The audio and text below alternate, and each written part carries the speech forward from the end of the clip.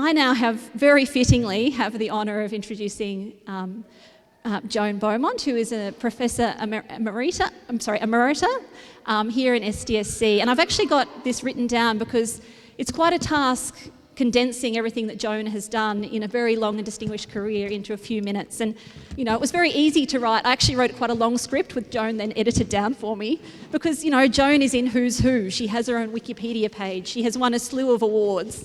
But she's helped me to pick out the most important parts. And Joan is an internationally recognised historian of Australia in the World Wars, Australian defence and foreign policy, the history of prisoners of war, and memory and heritage of war. Joan completed her PhD at the Department of War Studies at King's College London, and she spent the bulk of her career at Deakin University in Melbourne, where she took on a number of senior academic roles, and this culminated in her being the Dean of Arts and then the Dean of Arts and Education. Thankfully for us, she moved to the ANU in 2008, where she was Dean of Education in the College of Arts and Social Sciences. And then, as I said, she joined SDSC in 2012. Now, Joan has authored numerous books, but we're going to focus on some recent ones, and most notably is Broken Nation, Australians in the Great War, which she published in 2013. Now, this is the first book to bring together all the dimensions of World War I, to consider their impact on Australia and Australians, and to place Australia's war within the broader context of the global war. Now, just to quote a few reviews, Joan edited down all my praise that I'd plucked out. So one review from The Conversation said that, quote, if any single history of Australia's experience of World War I surpasses it, it will need to be a brilliant book indeed. Another review said that, quote, Broken Nation demonstrates a mastery of the subject developed over many years of researching, writing and teaching. Beaumont is the most prominent female scholar in the male-dominated world of Australian military and diplomatic history.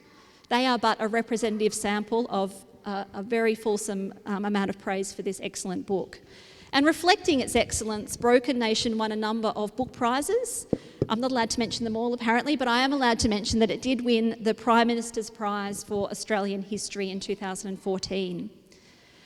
Joan has also held a number of major research grants, and she's presently conducting an ARC discovery project analysing Australia's Great Depression and the legacy of World War I.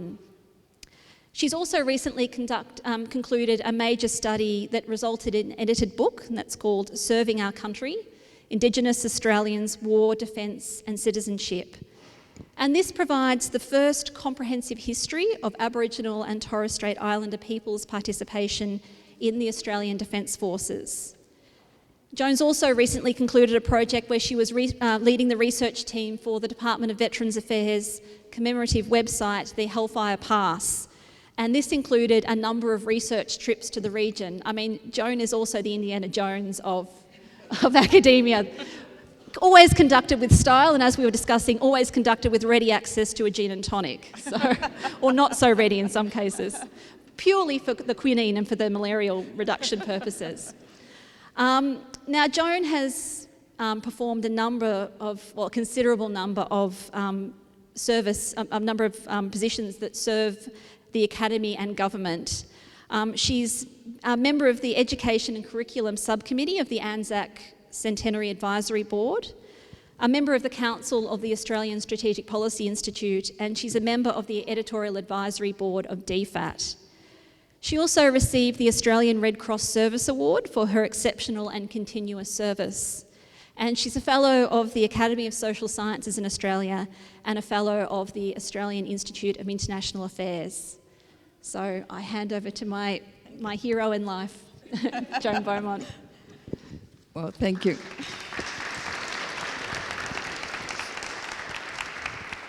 Well, thank you very much, Joanne, for your very warm words, and it has been a great pleasure to work with you over the years. Now, when I entered the field of what I'm going to call war studies, it was, if anything, and I think indeed, more dominated by males than it is today. As you've heard, I went to the Department of War Studies, King's College London, I think the premier institution in the Northern Hemisphere, to do my PhD. I don't recall any academic staff member at King's London as being a female. nor any students in my graduate class. The head of department, the eminent Sir Lawrence Martin, was a male, and my main recollection of him was a comment on my clothing. Now, I had arrived from Adelaide, complete with what I thought would be an essential item of clothing for swinging London at the time, the miniskirt. And Professor Martin was heard to ask, on a bitterly cold winter day when I was still soldering on in my miniskirt, whether Miss Magor, as I was then known, had forgotten her dress. Still, I survived, and I found professional success and much affirmation in the world of military history. And I have to say, I rarely, if ever, found being a woman a liability. It's perhaps inappropriate from a feminist perspective to say this, but I actually saw being female as an asset, particularly because if there was ever a committee or a collaborative research project that needed a woman, it seemed that, quote, there was always Joan.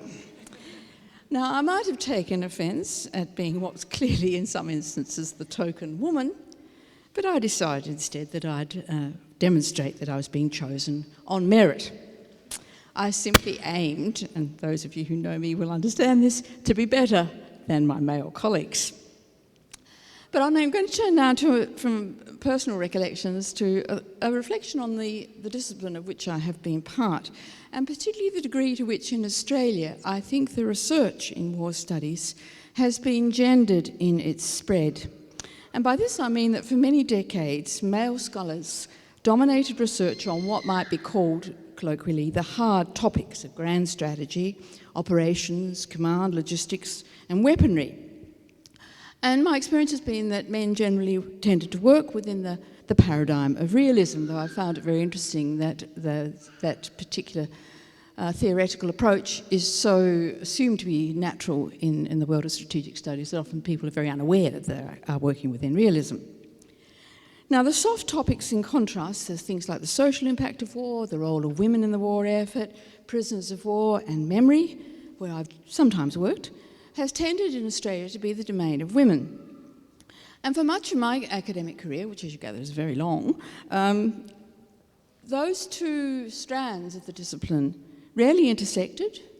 The historians rarely went to the same conferences, and they actually lived in different cities. The concentration of what you might call the hard military historians being in Canberra, especially after the Department of Defence closed the Staff and Command College at Fort Queenscliff and thereby forced Deakin University to close its programs in strategic studies. Now, I've often pondered how much that division in the scholarly profession as I knew it was a matter of nature, that is, men's testosterone leading them to play with weapons, and how much of it was nurture of socialisation. And it's a question that I've continued to ponder on when considering the topic that I have always found the most fascinating, most troubling in my whole career, which is what causes war. But I think that question is now really becoming anachronistic to a large degree because the gender divisions that I've outlined and which I experienced as a young scholar are increasingly blurred. I think this has been a consequence of an obviously long overdue recognition of the importance of gender balance in institutions such as the Strategic and Defence Studies Centre and more recently the Australian Strategic Policy Institute.